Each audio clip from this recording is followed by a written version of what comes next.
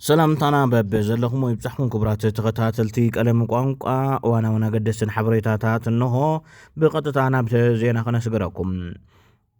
مقالات انكرز بلا ممرح وريدو زدما ابي هزبي عبي سقات فتير لهم كل نيولكي وغناي منقسي ابيات تمرتي كسابه 30 قنبت زلو عاصين كتناقا زبل ممرحي وريدو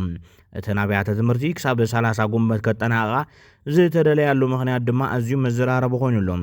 ይኹን እምበር ደገፍቲ ሕወሓት ፍላይ ሓበሬታ ብሰንኪ ሕፅረት ነዳዲ ተምሃሮ ትምህርቶም ንምቁራፅ ይግደደሉ ዝብል ሓበሬታ ክህቡ ተራእዮምሎም እዚ ትእዛዝ ብፍላይ ነቲ ፖለቲካዊ ሃዋሁ ልሙደ ፅባሕ ኩናት ይህሊ ሰላም ዶ ይፍጠር ኣብ ዝብል ሻቆሎት ዘሎ ህዝቢ ዓብዪ ድንጋፀ ፈጢሩሎም መራሕቲ 4 ሃገራት ናይ ዮሃና መልእኽቲ ሰዲዶም መራሕቲ ሃገራት ግብፂ ጋና ፈረንሳይ ኣውስትሪያ ብምኽንያት መበል 35 ዓመት በዓል ናጽነት ኤርትራ ኣብ ህዝብን መንግስትን ኤርትራ ናይ ዮሃና መልእኽቲ ሰዲዶም እቶም መራሕቲ ኣብ መልእኽቶም ንፕሬዚደንት ኢሳያስ አፈወርቂ ሙሉእ ጥዕና ንኤርትራን ህዝባን ድማ ሰላምን ብልጽግናን ተመንዮም ፕሬዚደንት አብዱልፈታህ አልሲሲ ንዓሚቑን ታሪኻውን ዝምድና ግብፅን ኤርትራን ብምጥቃስ ነዚ ሓቀኛ መርኣያ ዱልዱል ዝምድናታት ዝኾነ حونتاوي زمدنا أب كل مديات بزقبر متحجز نمدنفع بوجن هاجر زولو دلونة جليتهم نبر بريزيدنت نيجيريا أوليسوغون أوباسانجو أمونغو حوحة فيدرال منقسن زولو موتات كهادن كتسألنا زولو زات دردرن كجبر داقم بودب حورات هاجراتن أفريكا حبراتن تشيموم أفقرنا أفريكا سلام نمسفن ድጋሜ ዝተሾመ ነበር ፕሬዝዳንት ናይጄሪያ ኦሉሴጉን ኦባሳንጆ አሞንጎ ፌደራል መንግስቲ ኢትዮጵያን ሕወሓትን ዘሎ ፍልሊ ብዝበለጸ ብልሓትን ስትራቴጂካዊ ኣገባብን ክፈትሕዎ ከም ዝግባእ ዶቼ ቬለ ዘዘራረቦም ናይቲ ዞባ ናይ ጸጥታ ጉዳያት ተንተንቲ ገሊጾም ዋና ጸሓፊ ውድብ ሕብራት መንግስታት አንቶኒዮ ጉተሬዝ አሞንጎ ኮሚሽን ሕብረት አፍሪካ መሐመድ ዓሊ ዩሱፍን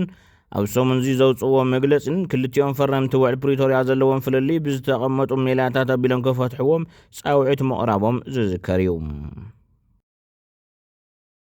ካብ ሰለስተ ንላዕሊ ሃገራት ንሶማሊላንድ ናይ ሃገርነት ፍሉይ ኣፍልጦ ክህባ ምዃነን ተፈሊጡ ነዚ ናይ ሃገርነት ኣፍልጦ ይህባየን ተባሂለን ካብ ተጠቐሳ ሃገራት ማእኸል ሕቡራት ዓረብ እምሬት ኮሞሮስን ከም ዝርከበን እውን ተሓቢሩ ቅድመ ኣዋርሕ እስራኤል ንሶማሊላንድ ናይ ሃገርነት ኣፍልጦ ሂባታ ከም ዝነበረት ዝዝከር ኮይኑ ንዕኡ ስዒቡ ኣብቲ ዞባ ከቢድ ፖለቲካዊ ዋዕን ምስሓብን ተፈጢሩ ከም ዝነበረ ይፍለጥ ዝሎም ይስማዕ ዘሎ ሓድሽ ምዕባለ ኣብ ቀርኒ ኣፍሪካ ሓድሽ ፖለቲካዊ መዋቕርን ናይ ሓይልታት ሚዛንን ክፈጥር ከም ዝኽእል ተንተንቲ ይገልጹ እቲ ተወሳኺ ናይ ሃገርነት ኣፍልጦ ምሃብ እቲ ዘሎ ዲፕሎማስያዊ ክፍተት ብምፅባብ ንሶማሊላንድ ሓዳስ ሉዓላዊት ሃገር ንምግባር ዝግበር ዘሎ ምንቅስቓስ ዘቀላጥፍ ፍጻመ ምዃኑ ተገሊጹ ኣብ መላእ ኬንያ ክካየድ ዝወዓለ ተቃውሞታት ንንግዳዊ ምንቅስቓስ እታ ሃገር ኣልሚስዎ ውዒሉ እቲ ብቐንዱ ብዋንነት ህዝባዊ መጓዓዝያ ዝተወደበ ኣድማ ብኣሽሓት ዝቁፀሩ ሰራሕተኛታትን ተምሃሮን ዝርከቦም ሰባት ዓዲ ውዒል ክኾኑ ኣገዲድ እዩ ኣብ ርእሰ ከተማ ናይሮቢ ንዓበኛታት ጎደናታት ክዓፁን ጎማታት ከቃፅሉን ተራእዮም እዮም እቲ ተቃውሞታት ብሰንኪ ኣብ ዝቐረበ እዋን ዝተወሰነ ወስኺ ዋጋ ነዳዲ ዝተበገሰ እዩ ሰመዚ ኣብ ታሪክ እታ ሃገር ንፈለማ እዋን ዋጋ ነዳዲ ብ20 ሚእታዊ ወሲኾም ፓርላማ ኢራን ንፕሬዚደንት ኣሜሪካ ትራምፕ ንዝቐተለ ሰብ 50 ሚልዮን ዩሮ ወይ እውን ኣስታት 58 ሚልዮን ዶላር ሽልማት ዝህብ ሓዱሽ ረቂቕ ሕጊ የዳልው ከም ዘሎ ተፈሊጦም እዚ ኣብ ላዕለዋይ ብርኪ ሕጊ መውፃእት ኢራን ዝምከር ዘሎ ሓዱሽ ረቂቕ ሕጊ ዕጥቃዊ ስጉምቲ ወታደራውያን ሓይልታት ጸጥታ እስላማዊ ሪፐብሊክ ዝብል ስም ዝተዋህቦ ኮይኑ መንግስቲ ነቲ ንቕትለት ዝተመደበ ልዑል መጠን ገንዘብ ብወግዒ ክኸፍል ዘገድድ ሕጊ እዩ ኣብ ወንበር ኮሚቴ ሃገራዊ ጸጥታን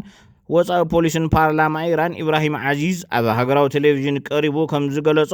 እዚ ስጉምቲ እዚ ኣሜሪካን እስራኤልን ወታደራዊ መራሕትን ኣዘዝትን ኢራን ንምቕታል ዝተዋህበ ዓጸፋዊ ምላሽ እዩ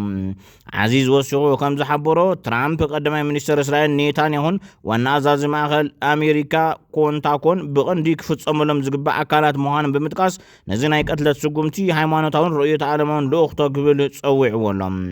ካብዚ መግለፂ እዚ ዝሓለፈ ወርሒ መጋቢት ሓያሎ ተጠቀምቲ ሞባይል ቴሌፎን ኢራን ንዘመተ ቀትለት ትራምፕ ዝድግፍ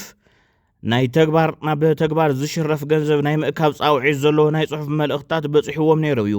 ምዚ ብምትእሳር ድማ ኣብ ዝቐረበ እዋን ዝመጹ ናይ ኣሜሪካ ናይ ስለላ ሓበሬታታት ከም ዘርእይዎ ምስ ኢራን ርክበሎ ዝተባሃደ ሓደ ልኡኽ ውልቀ ሰብ ንትራምፕ ንምቕታል ብቅድሚያ $5,000 ተኸፊልዎ ይንቀሳቐስ ከም ዝነበረ ተበጽሒሉሎም ትራምፕ ነቲ ፍሉጥ ኣዛዚ ሓይሊ ቅዱስ ኢራን ቃሲም ሱሌማኒ ብናይ ኣየር መጥቃዕቲ ክቐትሉ